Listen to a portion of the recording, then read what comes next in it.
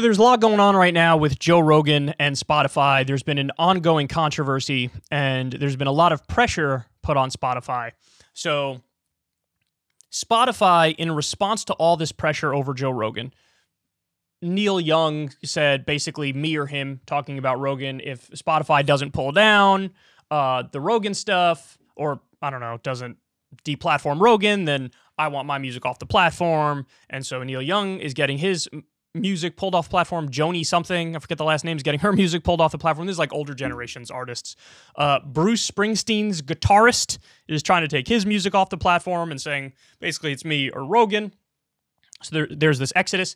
Now there's another angle to this as well, which is for those older artists, I don't think Spotify pays them a lot for their music. And I do know that Neil Young has some deal with some other company in regards to his music, and he's getting paid a lot for that. So was that a consideration in his decision to pull out of Spotify? I don't know. But at the same time, you have a number of, as of right now, older artists who are pulling out of the platform, and the controversy is costing Spotify quite a bit of money, I think, in terms of, I guess, their market value at the moment. So they decided, we got to clean this up in one way or another. So what they did is they released this statement about how now they have some new guidelines in regards to any podcasts that discuss very controversial topics. I don't know if it's like just a warning banner that says, the opinions expressed in this podcast on COVID-19 are out of the mainstream and not with the consensus of scientists. I don't know if it's just a warning banner or if it's similar to what YouTube is doing, where YouTube, if you're watching a video on a controversial topic, they'll have a link right underneath the video to, I don't know if it's the Wikipedia article or other so-called trusted news sources, if it's a topic where, you're taking an edgy stance. We're seeing this happen now with almost all the social media platforms where they're doing like a soft version of content moderation, where instead of just the Wild West, like live and let live, whatever anybody says, just let it stand on its own, they're at least trying to provide some basic guardrails as to, I just want to let you know, this is not, these aren't ironclad facts, and here's what the scientific consensus is on the issue. So that's what Spotify decided to do in response to the Rogan controversy. Apparently, Meghan and Harry, who Spotify paid $30 million to do a podcast for them, and they turned around and did one over the course of an entire year. Apparently, Meghan and Harry are now using the Rogan thing as an excuse to delay their podcast even further, and they're basically saying to Spotify, like, hey guys, I don't know what's going on with this Rogan thing, but I don't like it. So you got all these different people putting pressure on Spotify over Rogan, and what you're about to see here is CNN going after Rogan. Now, I will say, before we get to this video, Joe Rogan actually released a video about this on Instagram that I saw right before I came on the show. And the gist of Joe Rogan's video is like, listen, there are a lot of things with COVID where it was considered conspiracy theory and bannable on social media. Like, for example, the idea that cloth masks don't work. That was considered misinformation originally. Well, now it's not considered misinformation. And in fact, it's universally agreed upon because we've seen the studies and now the government has admitted it. It used to be considered a conspiracy theory and even racist to say, hey, maybe this virus came from the Wuhan virology lab where they would do studies on bat coronaviruses. Now that's generally accepted as it's possible, if not probable, that that's the source of it. So he says there's all these things that were taboo topics, but now they've come to be conventional wisdom, and so we just have conversations on my show. But what I'm going to try to do, this is what Rogan said, what I'm going to try to do is every time I have somebody who's expressing an opinion that's like wildly out of the mainstream, what I'll try to do is counterbalance that by having somebody on immediately after who has the other view, who has the mainstream view. And he says, other than that, I could try my best to do better in terms of my own prep for the podcast, so I know more about the topics going into it, so that if somebody expressing controversial views, I can hold them more accountable and have a better understanding of the topic more generally. So this is what he's saying. He's like, okay, I'll clean up my act a little bit. I'll have on not just the controversial opinion for the sake of it being contrarian, I'll also have on the mainstream view. So he is making some sort of an effort to clean it up a little bit. And I don't know if that came because of pressure from Spotify. Based off of what I know about Joe, I think it probably didn't, because he did seem, when it came to the Neil Young thing, he was saying like, look, I like Neil Young, and so I didn't want this to happen. It actually made me kind of sad. I've always enjoyed his music and all this stuff. So I think he's a genuine and he's an honest person, and he thought I should probably make some little changes here to clean it up.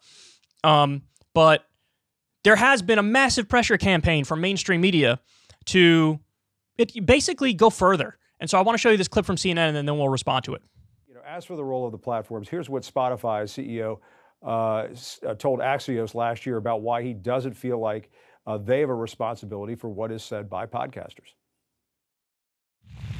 We have a lot of really well-paid rappers on Spotify too that make tens of millions of dollars, if not more, each year from Spotify, and we don't dictate what they're putting in their songs either. So what's the difference between, say, rap lyrics and a podcaster pushing election lives? Do you buy that excuse there from the CEO?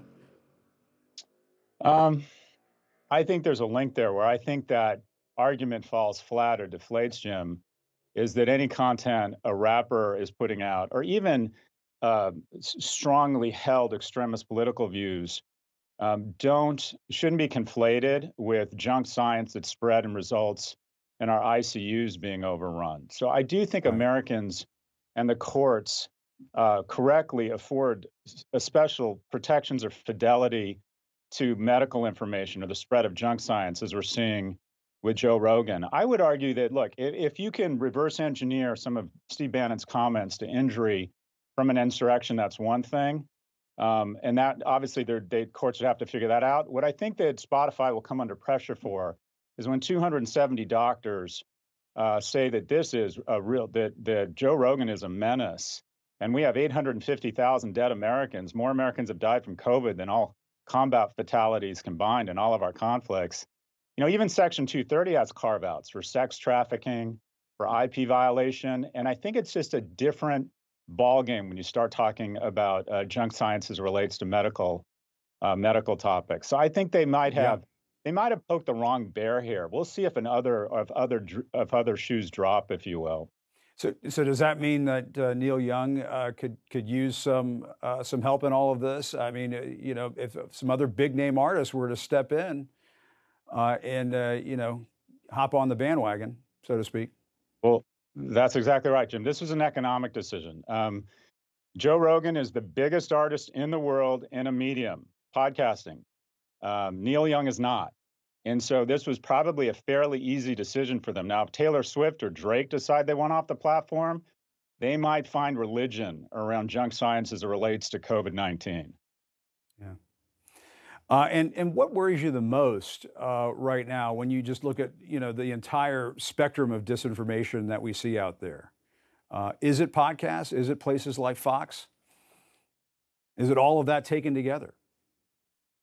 I think it's a few things. I think our discourse has become incredibly coarse. I think there are algorithms on Facebook and Google that will recommend extreme dieting sites to a 5'10", 100-pound 15-year-old, or suggest a white supremacist site to a young man who is searching.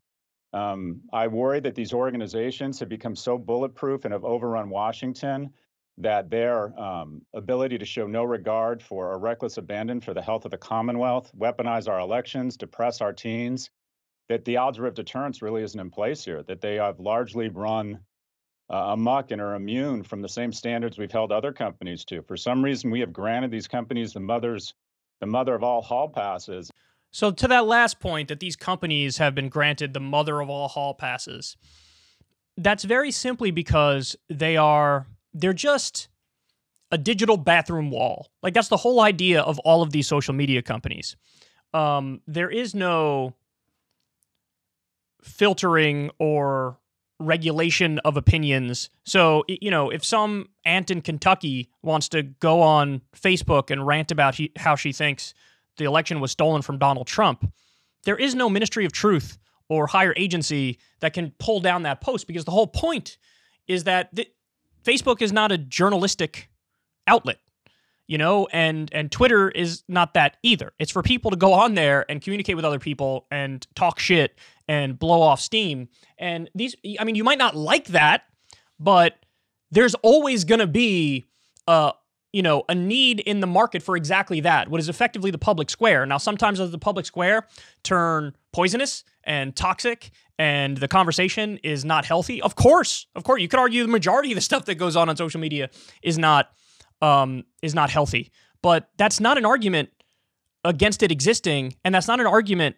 for somehow treating these outlets like they're Time Magazine, or somehow treating them like they're, everything that's put out there needs to be 100% factual, because that's just not the point of them. So let's go through a lot of the arguments that they make here.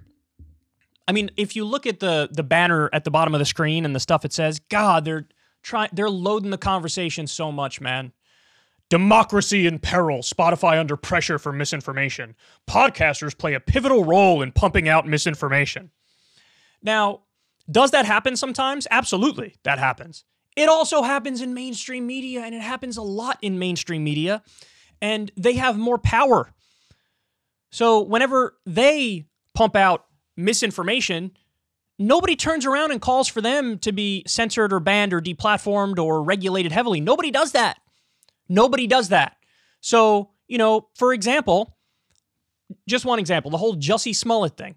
I didn't touch that with a 10-foot pole when it came out because I thought that smells fishy, and I'm not sold on it. But a lot of the mainstream media outlets ran with it at 100 miles an hour. Now, was that something where we were talking about you need to regulate them? You need to, ban the outlets? You need to derank them in the YouTube algorithm?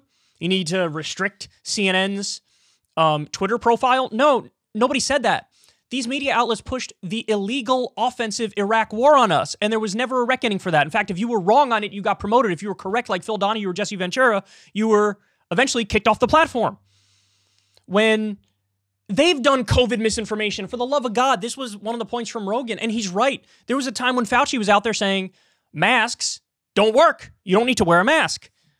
And then later on, of course, they flipped that and said, well, actually, you should wear a mask. Now, there is a hierarchy of masks. Don't get it twisted. There was a study in Bangladesh that came out. 37% of particulate matter is blocked by cloth masks. 37% is not all that much, and the aerosols can definitely get through, and they can carry the virus.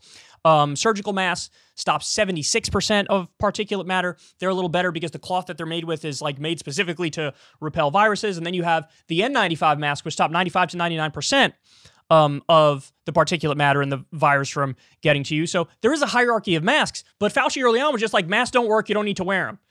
Now, why wasn't he fired? Why wasn't he called to be banned from social media? Or why wasn't there some call for high-level regulation of him and the stuff that he's saying? When it came to the virus coming from the lab, they laughed it out of town and they said, hey, look, this is a conspiracy theory. And then eventually now everybody admits that's actually not true. It very well may have come from that. So it's a pandemic. Every step of the way, people have gotten things wrong or have been off base.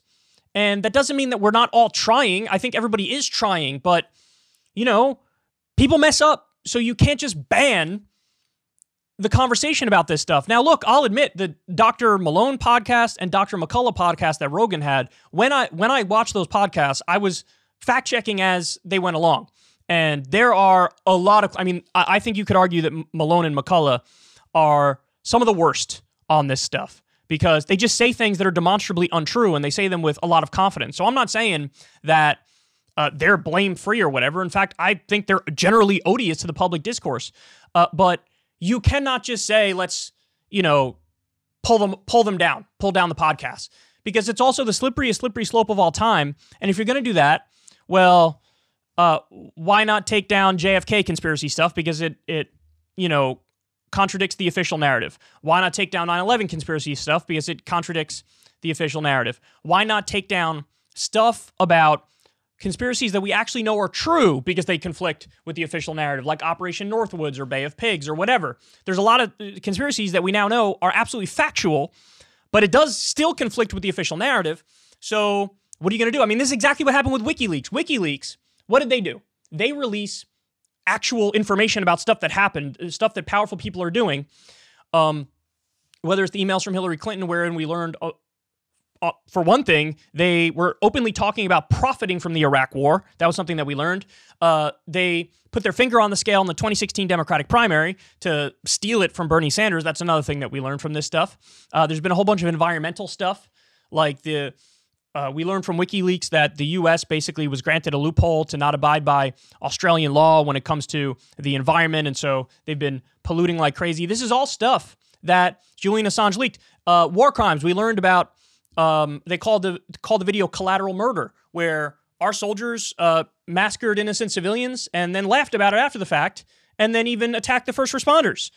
And some of them were kids in the car, and then they were rejected from being sent to a U.S. hospital where it was requested, hey, we accidentally got kids. Let's get them help at the Army hospital. And that request was denied.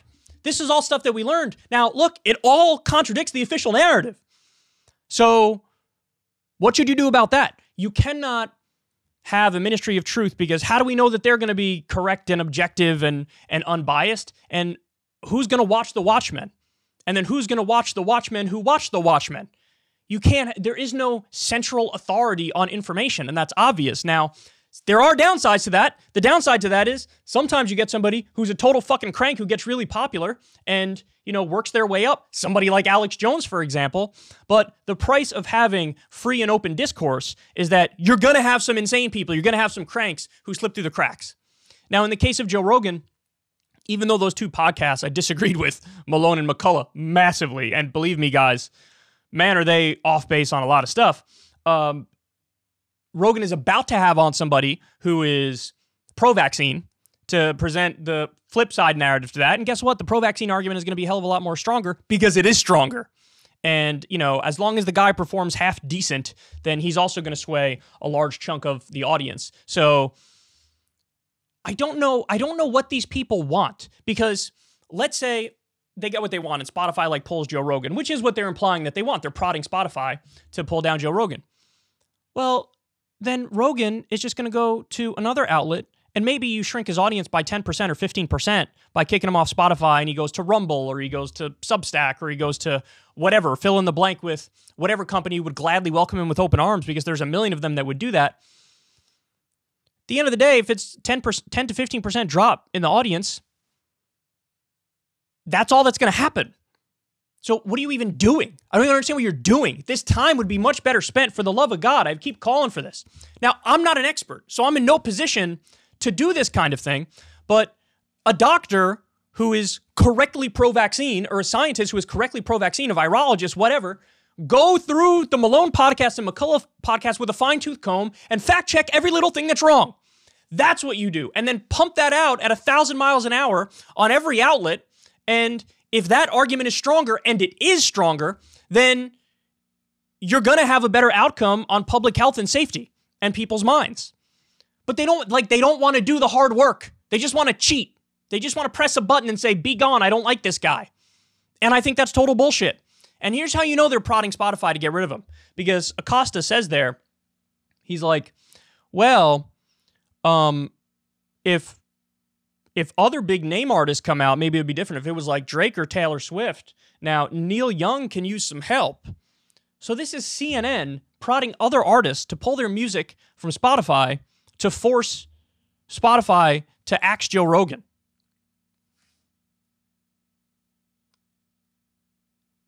I mean, that's just dirty. That's just low.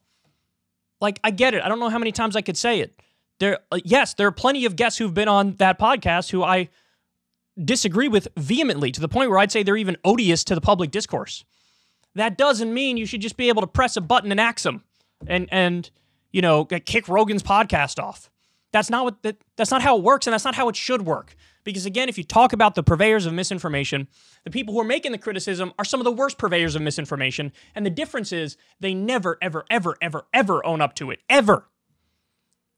They just act like they were never wrong about anything, even though they're wrong about so much. And also, you can't help but think, on some level, I don't know why they view Rogan as competition, but they view him as competition to them. And he's got so much more trust built than they do.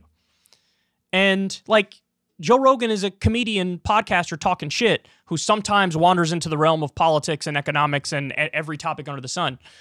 But he'll be the first to tell you, I'm not trying to do some CNN shit. I'm not trying to give news. I'm a different thing. But he has a much bigger audience, and he's much more trusted, and there's no reckoning with that among media elites. Because really, in many ways, it's an anti-meritocracy for these big media outlets. Read Noam Chomsky's Manufacturing Consent.